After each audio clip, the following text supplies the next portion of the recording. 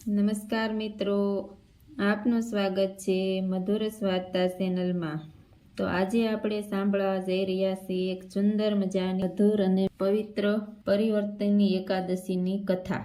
પરિવર્તનની એકાદશીની પવિત્ર વાર્તા, જેમાં ભગવાન વિષ્ણુ ક્ષીરસાગરમાં શયન કરવાનો રહસ્ય છુપાયેલું છે।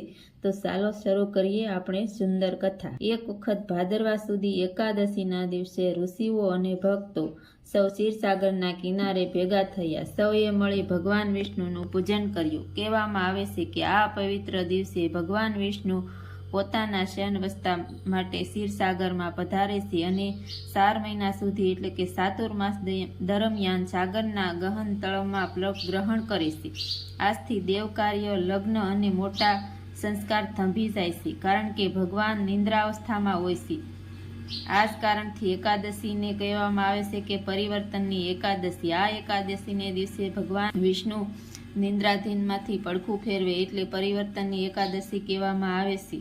આ કારણે આજથી દેવ કાર્યોને પરિવર્તન આવે છે અને ભક્તિ ભજનમાં રંગ લાગે છે। આ દિવસે ઉપવાસ રાખવો, હરિનામનું સ્મરણ કરવું અને ભગવાન વિષ્ણુની ભક્તિ કરવી અનંત પુણ્ય પ્રદાન કરે છે। ભક્ત શ્રદ્ધાપૂર્વક પૂજા કરે તેમના જીવનમાં સુખ, સમૃદ્ધિ અને શાંતિ વરસે છે।